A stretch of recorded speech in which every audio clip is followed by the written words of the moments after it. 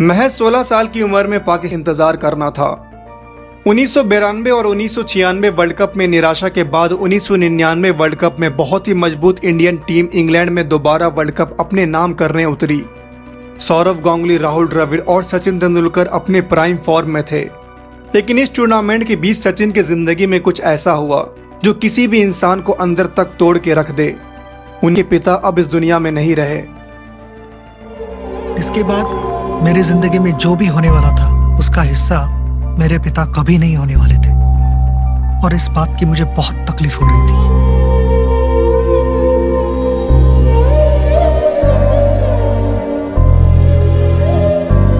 मेरे लिए यह मानना बहुत मुश्किल था कि वो अब नहीं रहे। इंडिया आके पिता का अंतिम संस्कार किया और वापस इंग्लैंड जाके कीनिया के अगेंस्ट मैच खेला। उस मैच में सचिन ने 140 रन नॉट आउट बनाया और अपना सेंचुरी अपने पिता को डेडिकेट किया।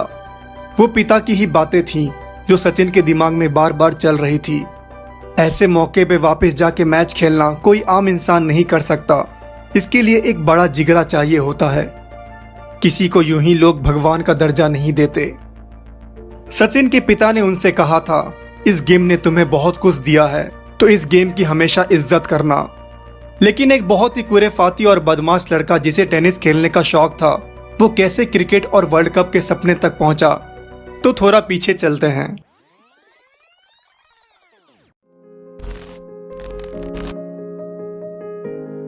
चौबीस अप्रैल 1973 को दादर बम्बई के निर्मल नर्सिंग होम में एक लड़के का जन्म हुआ। उसके पिता रमेश तेंदुलकर, जो कि एक जाने माने मराठी लेखक थे, उन्हें संगीत का बहुत शौक था। इस वजह से अपने बेटे का नाम उन्होंने सचिन देव बर्मन के नाम पर रख दिया, सचिन रमेश तेंदुलकर। बचपन में सचिन बहुत शरारती थे। अपने कॉलोनी में बच्चों को परेशान करना, लड़ना झगड़ना, कोई भी खेल खेलना, हमेशा जीतने के लिए खेलना। 7-8 साल की उम्र में वो टेनिस और क्रिकेट जैसे खेल खूब खेला करते थे। माँ रजनी तेंदुलकर एक इंश्योरेंस कंपनी में नौकरी करती थी। सचिन ने अपनी माँ को दिन भर काम करते देखा है और यहीं से उन्हें हार्डवर्क की इंपॉर्टेंस के बारे में पता चला। 25 जून 1983 पिछले 2 बार की वर्ल्ड चैंपियंस वेस्ट इंडीज को इंडिया ने हराया। क्लाइव लॉयड, विव रिचर्ड्स और डेसमोंड लियो से भरी बैटिंग लाइनअप को इंडियन टीम ने 140 रन पे ढेर कर दिया। इस जीत ने हम इंडियंस को एक भरोसा दिया कि हम भी दुनिया के मजबूत अपोनेंट्स को हरा सकते हैं और वर्ल्ड कप जीत सकते हैं। बांद्रा ईस्ट के साहित्य सहवास के चौथे फ्लोर पे 10 साल के सचिन अपने फैमिली के साथ ये मैच देख रहे थे। उस दिन उन्होंने ये सपना देखा कि मुझे भी देश के लिए खेलना है और देश के लिए ऐसे ही वर्ल्ड कप जीतना है। एक दफा सचिन की बड़ी बहन कश्मीर से उनके लिए एक बैट लेके आई। वजह से बॉम्बे के रणजी टीम में उनका सिलेक्शन हुआ। 11 दिसंबर 1988 को गुजरात के अगेंस्ट अपना फर्स्ट क्लास डेब्यू किया।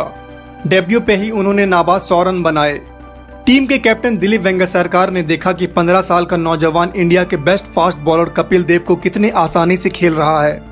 इसके बाद देवधर और दुलीप ट्रॉफी के अपने डेब्यू मैच में उन्होंने शतक जड़ा। इंडियन सिलेक्शन कमेटी के प्रेसिडेंट राज सिंह दुनेगरपुर ने उस फर्स्ट क्लास सीजन के बाद सचिन को नेशनल टीम में शामिल कर लिया। वेस्ट इंडीज के खिलाफ सीरीज में खतरनाक पेस बॉलर्स के सामने टीम 16 साल के सचिन को एक्सपोज नहीं करना चाहती थी और इस वजह से उन्हें इस सीरीज के प्लेइंग 11 में जगह नहीं मिली। 15 मैच में उन पे डेब्यू का प्रेशर था, लेकिन अगले मैच में अपने बैटिंग से उन्होंने पाकिस्तान और पूरी दुनिया को ये बता दिया कि वो इतिहास बनने नहीं, इतिहास लिखने आए हैं। उसी सीरीज के बीच में खेले गए 20 ओवर के एग्जीबिशन मैच में पाकिस्तान के खिलाफ 18 बॉल में 53 रन बनाए। उस इनिंग्स में सचिन ने अब्दुल कादिर को 1 ओवर में 4 छक्के मारे। मुझे याद नहीं पड़ता कि मुझे किसी बंदे ने 1 ओवर में 3 छक्के मारे हों। 14 अगस्त 1990 को इंग्लैंड के खिलाफ उन्हीं के जमीन पे अपना पहला टेस्ट सेंचुरी मारा। ये 100 सेंचुरी में से पहला था। धीरे धीरे सचिन इंडियन टीम के एक बहुत ही इंपॉर्टेंट प्लेयर बनते जा रहे थे। फिर आया शारजा में हुआ साल 1998 कोका कोला कप। इस टूर्नामेंट से पहले हुए पेप्सी ट्रायंगुलर सीरीज के फाइनल में ऑस्ट्रेलिया ने इंडिया को 4 विकेट से हराया था, वो भी दिल्ली में। कोका कोला कप के छठे मैच को इंडिया को किसी भी हाल में जीतना था। इंडिया को जीत के लिए 285 रन चाहिए थे और नेट रन रेट से फाइनल्स में क्वालिफाई करने के लिए 237 रन। अप्रैल के महीने में शारजा में भयंकर गर्मी पड़ती है। जब इंडियन टीम बैटिंग कर रही थी तब सैंड स्टॉर्म आया। टारगेट्स को चेंज किया गया। अब जीत के लिए बचे 15 ओवर में 133 रन चाहिए थे और फाइनल्स में क्वालिफाई करने के लिए 94 रन। सचिन को किसी भी हाल में मैच जीतना था और अब आया इंडियन डेजर्ट स्टॉर्म। सचिन ने उस दिन ऑस्ट्रेलियन बॉलर्स के धागे खोल दिए। फाइनल्स में अपने बर्थडे पे सचिन ने फिर ऐसी ही पारी खेली। शेन वॉर्न को तो निरमा वॉशिंग पाउडर से धो डाला। उस दिन सचिन ने कोका कोला कप के साथ अपना 25वां बर्थडे सेलिब्रेट किया। पूरे विश्व क्रिकेट में इस पारी की सराहना हो रही थी और इंडिया में सचिन को क्रिकेट का भगवान माने जाने लगा। दुनिया का कोई भी स्टेडियम हो, जब सचिन बैटिंग करने आते तो ये आवाज होना लाजमी था।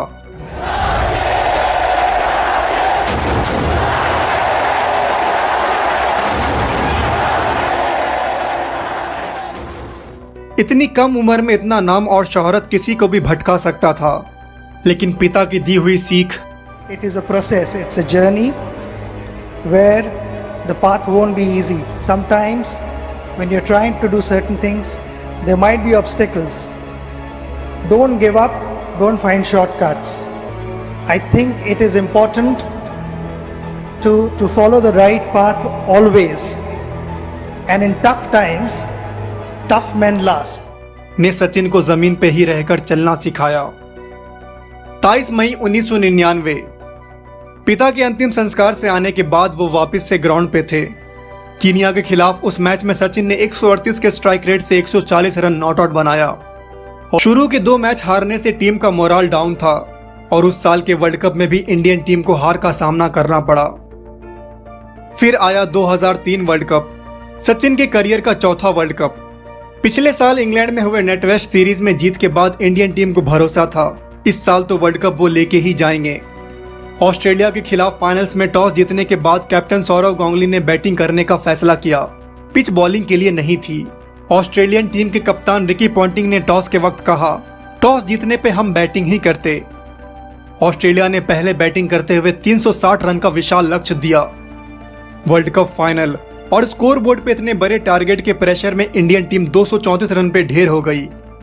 सचिन ने उस टूर्नामेंट में अपना सब कुछ दे दिया। 673 रन के साथ वो उस टूर्नामेंट के हाईएस्ट रन स्कोरर थे, लेकिन वर्ल्ड कप के लिए उन्हें और इंतजार करना था और सेंचुरीज का रिकॉर्ड अपने नाम किया। इस बीच Greg Chappell Indian cricket team के हेड कोच बने। 2005 से 2007 इंडियन टीम का सबसे डार्क फेज था।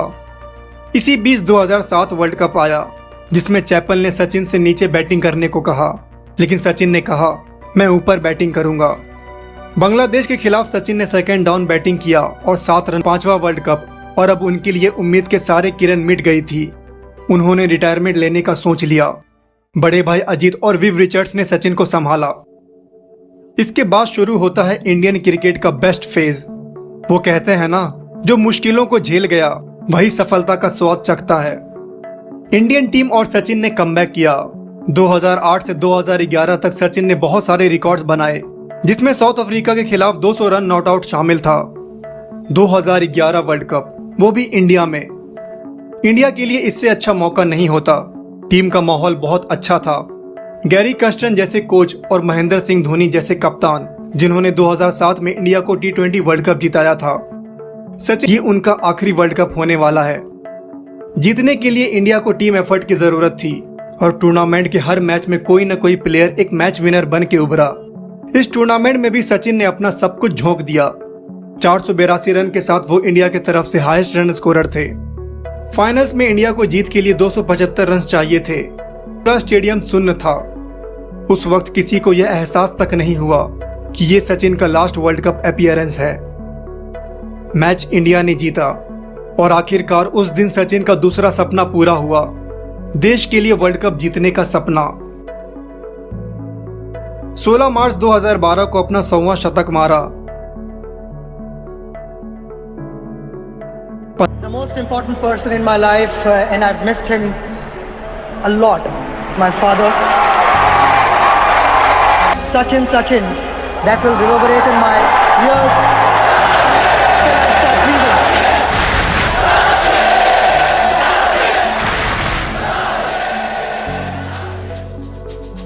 एक महान बल्लेबाज के साथ साथ सचिन रमेश तेंदुलकर एक महान इंसान भी हैं। तो अगर आपको ये वीडियो पसंद आई है तो इसे लाइक करें। हमारे चैनल को अब तक सब्सक्राइब नहीं किया है तो कर लें। मिलते हैं अगले वीडियो में। तब तक के लिए ख्याल रखें अपना और अपनों का।